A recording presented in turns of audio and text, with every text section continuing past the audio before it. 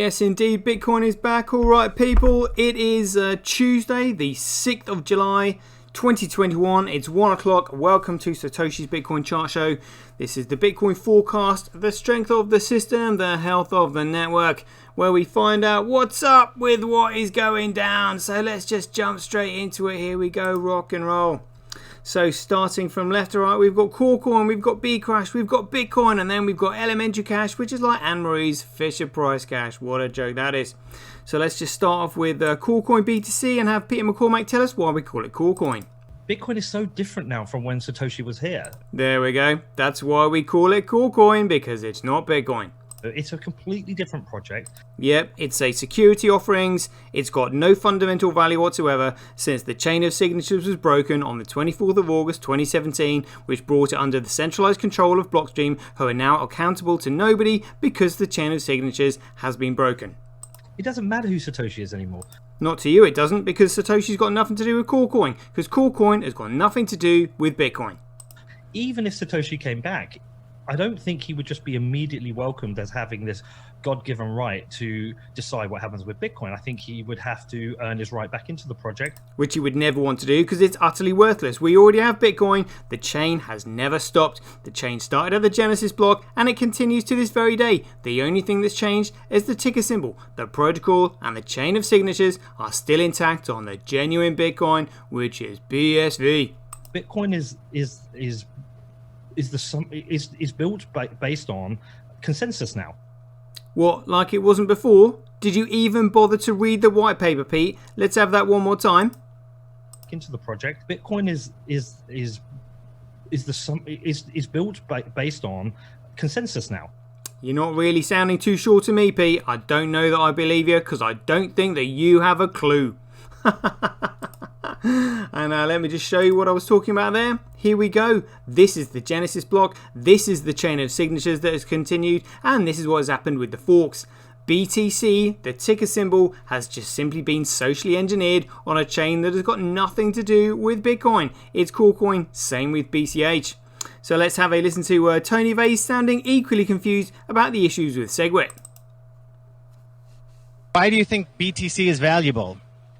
It's valuable because it's the only unconfiscatable asset we have, and that is because that comes from its decentralization. I think Bitcoin is the only valuable crypto asset we have because of the nature of how it started in its first few years. And when you say Bitcoin, you mean BTC, right? Absolutely. But are you aware that in 2017, they changed the rules so that BTC no longer follows the Bitcoin white paper? That is not true at all. The white paper says that there needs to be a chain of signatures. Sure. Okay, so that's not what we have anymore. That's how SegWit changed that. Okay, but it's still Bitcoin.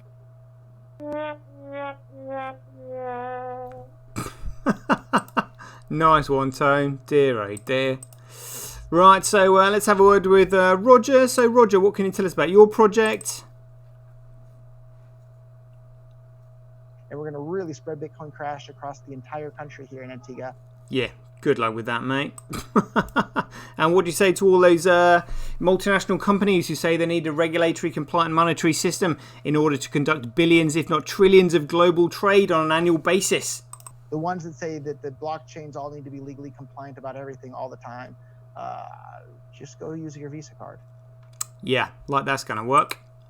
And Bitcoin, let's just have a quick word with Craig. Craig, thanks for coming on the show. So can you tell us your expectations, like the fundamental expectations of designing such a phenomenal systems and sort of like, what is it you want from Bitcoin in terms of its price, which is going to be a reflection of its value and utility? I want Bitcoin not to go up to 10,000 or 100,000. I want it to be worth millions per Bitcoin. Sounds good to me, mate. Is that kind of like when you strip all the bare bones down? Is that it? That's it. And that's what we spend money for. Very simple. Amazing. Right, well, I'm down for that. Just let me help out and I shall stick my foot right in. Yes, indeed. So let's have a look through these figures then. Hash rate 0.4%, network nodes 1.7, transactions, look at that, over 60% now. Over 60% of the transactions on the entire Bitcoin network. That is huge. I mean, look at that.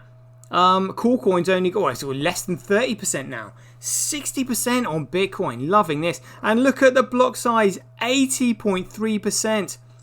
This is huge. This is the fundamental value. And as you can see, block size kind of follows transactions, follows network nodes, which will follow hash rate, which will follow price. It's coming. It's coming because the foundations are there. Loving that. Loving that. So let's have a look at these block sizes. But before we do that, we'll just have a quick chat with Michael Saylor because I do enjoy his enthusiasm on a regular basis every morning. So, Michael, welcome to the show. Listen, what do you say to all those people that think Bitcoin, the original protocol, should be changed from the white paper from how Satoshi Nakamoto, aka Craig, designed it to be? I like Bitcoin the way it is. Oh well, so do we, Michael. But we really like it. How do you compete with that? In fact, I love Bitcoin the way it is. All right, mate, calm down. You can't just leave it there. You're going to have to explain yourself. What is it about Bitcoin that you love? The way it's currently constructed, it is possible to put all $250 trillion of monetary energy. Whoa, $250 trillion of monetary energy. Where's that going to go? In big blocks of encrypted energy on the blockchain. Whoa, big blocks on the blockchain. What kind of sizes are we talking about? Maybe the Bitcoin will be 1 million. You can probably calculate $10 million of Bitcoin or something. Whoa, $10 million of Bitcoin or something. Where's that going to fit and where's it going to go? Big blocks, $100 million chunks on the blockchain. I thought so. All right, let's have a look at these big blocks then, shall we? So on Bitcoin, we've got 6. These are all megabytes. 6, 1, 2, 4, 2, 1, 21, 28, 8, 26, 10, 6, 52, 53, 10, 4, and 3. Amazing. And look at Amory and his Fisher Price cash. Yeah, look, still struggling to actually get all of his blocks even over a kilobyte. And B Crash, let's see how many blocks we've got over a megabyte. 1, 2, 3, 4, 5. Is that it? Good grief. And look, Coolcoin struggling to fill all their puny megabyte blocks. Look, they've got 3 blocks under a megabyte. Dear, oh dear. Cracks starting to appear, ladies and gentlemen. Watch this space. Get your popcorn ready. Hash rate. So hash rate follows price, follows value, follows utility, follows creativity, initiative, and intelligence. If you are intelligent and you apply creativity and initiative, you can make something useful. When something is useful, it can then create value. When it creates value, it can then develop a price. When it develops a price, it can then be measured against the cost of other goods and services and used as a medium of exchange. Loving that. Proof of work by network, again, Coolcoin, B Crash, Fisher Price Cash will just simply fall into their own footprints because they're Ponzi schemes, because that's what Ponzi schemes do. B Crash Bitcoin hash rate, who cares? B Crash Bitcoin proof of work, who cares? It is currently 21,651 times cheaper to transact on Bitcoin than any of these other alternative coins on the Bitcoin network that have absolutely no fundamental value or whatsoever. Let's find them again. Where are they? There we go. And it is currently 8.6% more profitable to mine on Coolcoin rather than Bitcoin. That shows you the competition for it. But yeah, look. So yeah, competition for a Bitcoin here. Yes, indeed. Wow, loving that. So daily average Bitcoin block size by network. Let's have a look at this proportionally. Look at that, Bitcoin absolutely smashing it. Absolutely smashing it. Loving that. Yeah, so I think that's averaging 6. Oh no, that says 6.97 megabytes on that particular one. Alrighty, let's carry on. Daily Bitcoin transactions by network, Bitcoin winning. Daily Bitcoin transactions per block by network, Bitcoin winning. This is average Bitcoin fees by network in USD. So this is block fees, not transaction fees, just block fees. Same block fees are Satoshis, which will eventually surpass the block reward. Come to that in a minute. So this is the trade-off, the ratio between block fee and block reward. Again, we'll keep an eye on this because we're expecting huge increases in both price and volume of transactions. Daily accumulated Bitcoin blockchain growth by network. Let's have a look at this. Here we go. Let's just expand that a little bit. Bring that across. There we go. Where are we now? We are at, oh look at that, 401 gigabytes. 401 gigabytes. Amazing. Let's have a quick word with Craigoshi Nakamoto to see what we can expect from Bitcoin in the near future. We've tested up to 380 gigabyte blocks. Massive blocks. We've tested 1 million transactions a second. Huge.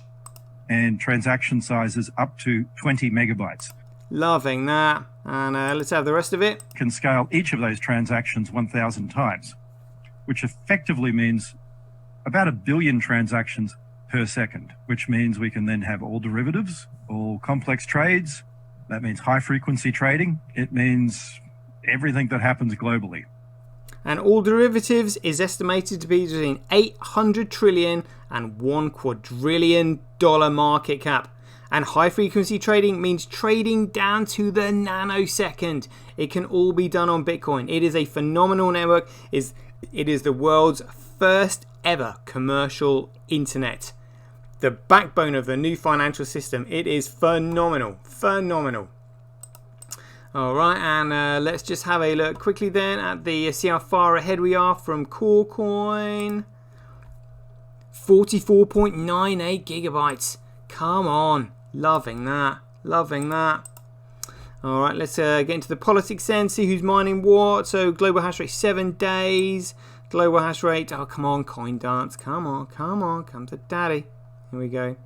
Global hash rate 24 hours. That's going to look similar to CoreCoin. Yep.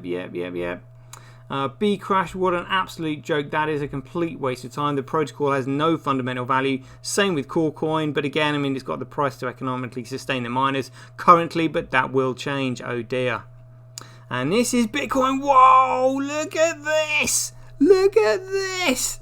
Tau with 84%. Let's have a look at the overall hash rate here. Let's see where Tau ranks on that.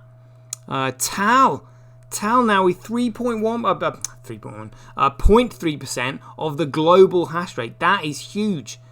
They are getting bigger. They are getting bigger indeed.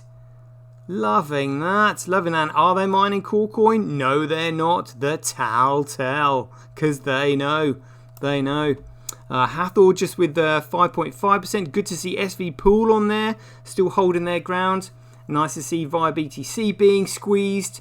And yeah, you know, BTC.com don't really want them on there because they're, shitcoin enterprises. Something is coming, ladies and gentlemen. This is massive. Remember, you're either mining the protocol or you're not. You know, all this BS about 51% attack is absolutely insane. If you 51% attack the network, you change the protocol and you fork it. So you either mining the protocol, which has fundamental value, or it doesn't. And none of these other protocols have any fundamental value whatsoever. A complete waste of time. And the only understanding that these shitcoin enterprises have is price manipulation, which is why we're squeezing them off the chain. Because the only way they're going to be able to get some is by dumping their shitcoins, the bags, and absolutely going for Bitcoin, hammer and tongs, buying it as much as they can when the bubble bursts. Oh dear. So let's have a look at these short positions quickly. So Bitcoin started off at the beginning of the month with 89%. Where are we now? 92. Shitcoiners have no idea. Let's have a look at CoreCoin short positions. So this was 4.2% last time we looked, and I was up from 2.9, I believe. So come on in Bitfinex whenever you're ready. You know, live show and all that. Seriously. There we go. Thank you. So the ratio starts over, so 3.3%. Where are we now? Whoa, 5.9. 6.2, 5.9. Good grief. Whoa, that's almost doubled. Short positions have doubled in CoreCoin. Ooh, loving this. This is what I love doing the chart show. Great fun. Great fun. Alright, let's have a look at the Bitcoin blockchain working live in front of our very eyes this morning. So for any newbies watching this for the first time, the vertical rectangular blocks at the top moving across the top of the screen are the transactions being recognized by the nodes on the network. And they are recognized instantly the moment they're broadcast because the network is an ultra small world mandala network shaped like this. This basically means that as the size of the network increases, the density of the links goes to 0, making it ultra small world and highly sparse respectively. It also means the network formulation can lead to an improved topology against malicious attacks. It is brilliant. It is brilliant. I love Bitcoin.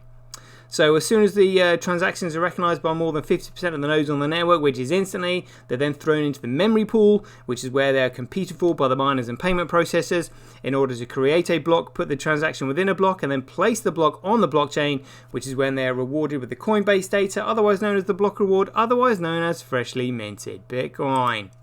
So just take this for example here. We've got a 62.4 megabyte block, and in the highlighted rectangular box below that, we've got the hash of the block height, who it was mined by, size, the time, the date, the transaction count, and the total fees in that block were $97.17. And it is this network fee which will eventually surpass the block reward, which will create an economically self-sustaining network, which is the whole idea of Bitcoin. It's amazing.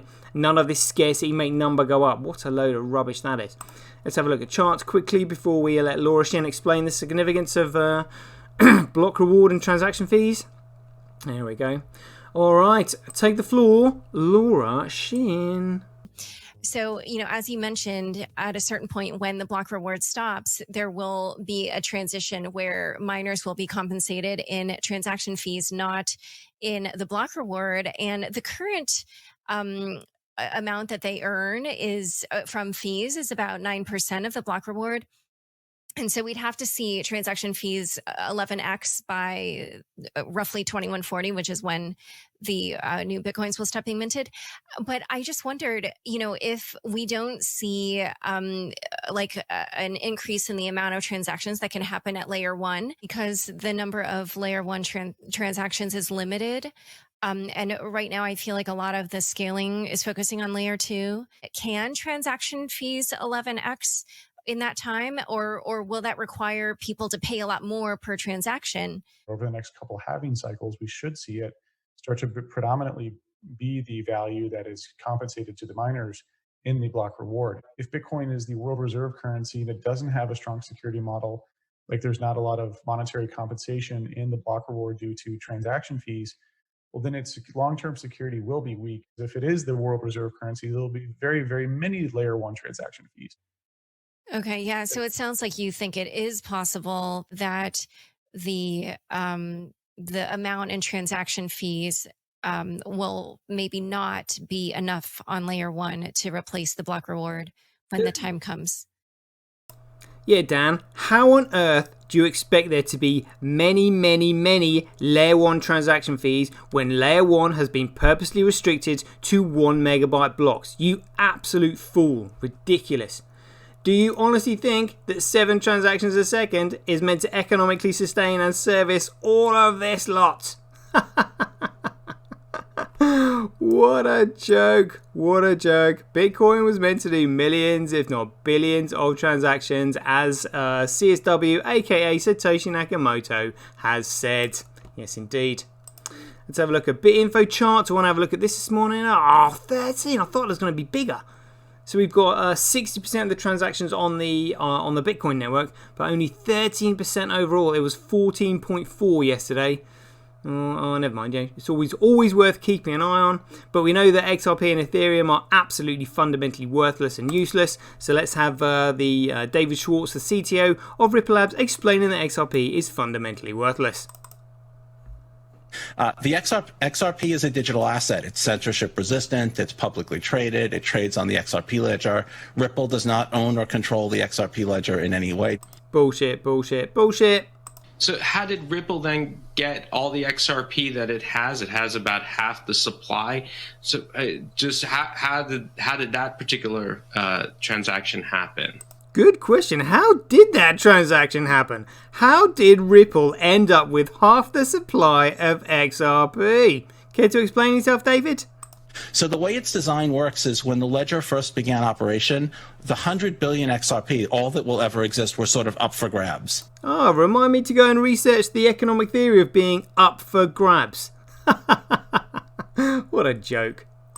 And lots of people grabbed XRP out of that system, but it just so happens that obviously, just like early miners mined, huge amounts of Bitcoin before the public knew about it or was using it, early XRP users grabbed large amounts of that pool of XRP. And so the people who developed the ledger wound up with, the vast majority of it. Brilliant. One more time, David. The people who developed the ledger wound up with, the vast majority of it. Because they grabbed it. And Ethereum, what do you know about this not scaling? It scales somewhat. It hardly scales at all. Plans or initial we knew it wasn't going to be scalable for sure. What? We knew it wasn't going to be scalable for sure. Fail. Let's have a look at BitInfo chart. Shout out to Snoozefest, Mike Murphy, and JPaps in the house. Thank you for joining me this morning. Transactions, let's have a look at this. 3 years on the log curve for any newbies. Can you spot Bitcoin? Yes, Bitcoin is in the purple. Loving that. This is when Bitcoin finally got its protocol back from underneath the clutches of nefarious entities who wanted to stop it from working and prevented it from becoming a peer-to-peer electronic cash system for global trade and international commerce. Bitcoin is back. Yes, indeed. Scaling test network, biggest block on the mainnet, transactions per second, alright, still the same, always worth checking. And let's have Chief Shadows talking Terranode. We have run this across all 10 nodes, and I have actually seen volumes in excess of 100,000 per second. I wasn't quite brave enough to try that one today, live on stage. But there we have a real-life example of a Terranode that is able to scale. If I had more time, I would show you one that's actually running at a steady-state capacity and show that it actually can continue for a long period of time without any problems. Amazing, love it. And the disclaimer? For reference, we don't think that the Bitcoin SV software would be able to handle a validation rate like that at this point in time. And the time frame? By the end of this month, we're hoping to actually have alpha versions of Terranode listening on the mainnet. They won't be trying to produce blocks. They'll just be listening and processing peer-to-peer messages. We'll also build, we have built scale testnets, global scale testnets for the Terranode specifically. We can't do this on the scaling testnet because we'll crush it. Amazing. Because we have proven that Terranode can scale, we've proven what Satoshi always said about Bitcoin. Bitcoin can and does scale. Thank you very much. Thank you, Steve Morlike. Absolutely beautiful. Trends.cash, well, TDXP up 70.6%, ReallyX 29. Apps ranking by performed action, Run SV again. I hope this isn't just the morning run. Kurt Wattock said that crypto fights are also involved in that. I don't see how though. But anyway, proof of concept and all that. Root SV on there, good to see them. And then these other ones that we don't know about. TDXP down in 1, 2, 3, 4, 5, 6, 7, 8, 9, maybe 10, maybe, by the looks of things. Very good. No longer just a weather app, Peter McCormack. And CryptoQuant full chart, all BTC exchanges reserves. Yes, they have been cashing out because they know it's fundamentally worthless. They've been cashing out, and what's combated the selling is all the tether printing, which has caused a squeeze in the liquidity and a spike in the price. It's really not looking good at all. Let's have a look at what's on chain. Estimated next block size 4.35 megabytes. Look at this, transactions coming in. Amazing, loving that. Johu's mem pool, this is what a memory pool is meant to look like. Data comes in, then it gets cleared. Data comes in, then it gets cleared. Absolutely amazing. What it's not meant to look like is BTC, which will probably look like a swimming pool, or, oh, what the hell is this? Absolutely all over the shop. All over the shop. Absolutely ridiculous. We can see how much they've screwed it up when we look at TX Street, but let's have a word with Adam back there, Chief Executive Officer, and his expectations of a payment network. So, fee estimation in some cases is quite bad. If you're paying a friend, you can probably afford to wait 4 hours and not pay a priority fee. Oh, shut up. And look at the median fee. So you still have to, if you're paying a friend, you still have to add $2.79 on top of that. That includes buying a coffee as well. Absolutely ridiculous. And Vitalik, your median transfer fee is $3.11. How do you respond to that? The internet of money should not cost 5 cents a transaction. It's kind of absurd. Really? What? So you're saying it should cost $3.12? What a joke. And look at their own issues that we're dealing with. Dear oh dear, what do we know about excessive fiat currency money printing? Statistical analysis has found that every time an empire begins to near its own demise, you'll find that its currency will be debased. And that's exactly what we're looking at here. It's not looking good. So knowing that Bitcoin is the only thing that can save us, how are we feeling about this morning? CoinGecko, 65%. Oh, that needs upvoting, never mind. Let's have a look at BitPing, money flow per hour, 72 cents. This is the Bitcoin network monitoring all the other networks around the world because the Bitcoin network is up 24/7, which means it can monitor the downtime of all the other crappy networks. Amazing, loving that. Morning run, so $4,006, 24-hour trade volume. Stay away from this, people. Move fast and break stuff does not mean breaking the law. But it's always interesting looking at the genuine Bitcoin here because it says 378,600 purchases in the last 24 hours. Loving that. So that actually gives you a good size of the market. So yeah, wow. That's, I presume they're individual purchases, of various amounts, because it's got trade volume. So that's, is that 32,829,652?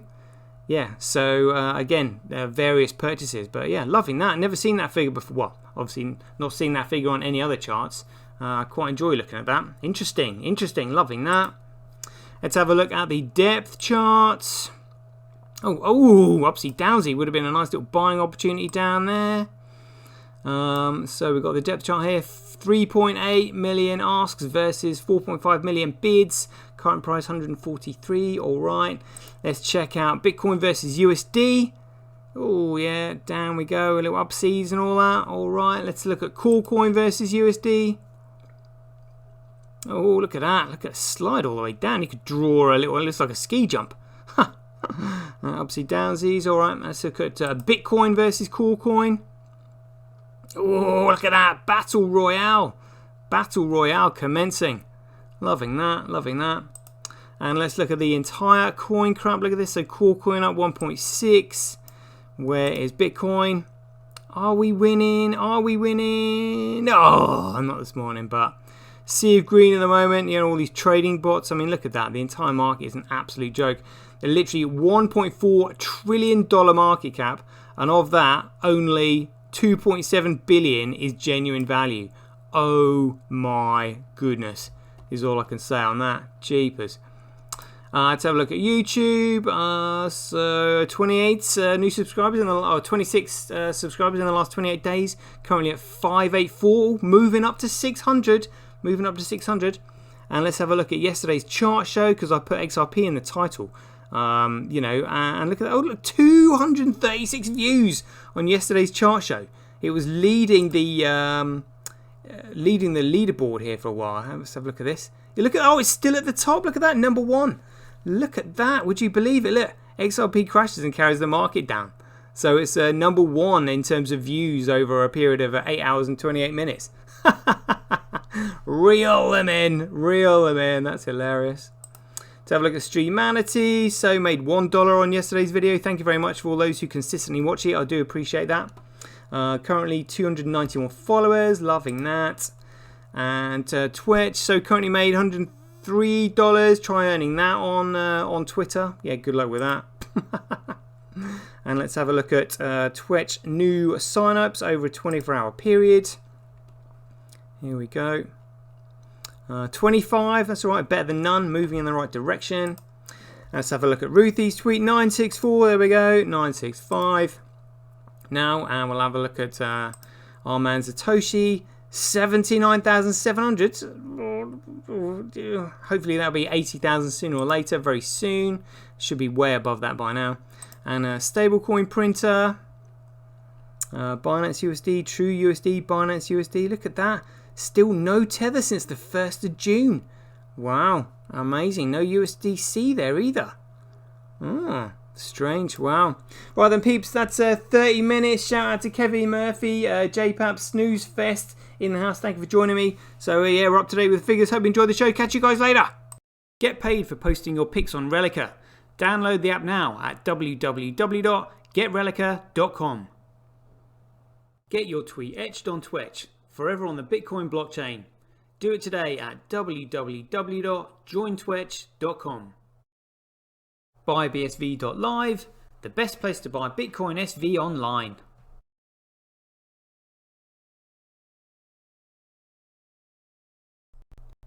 Support independent content creators on micropayment platforms such as Streamanity, Twitch and Relica. We should profit from our data, not the large corporations who track, monitor and sell it. If you enjoy the Bitcoin content that I produce, please support me by heading over to www.satoshi.tv, where you can keep up to date with all the latest news, gossip and content as it's created. Thanks very much. To get started in Bitcoin, go to freebsv.com, where you can claim your free Bitcoin. Then head over to Twitter and follow @IamSatoshi, where you can take part in his very generous and world famous free giveaways. The future of advertising meets the power of Bitcoin at Tonic Pow. Get paid for posting advertising campaigns to your social media profiles. Go to www.tonicpowads.com.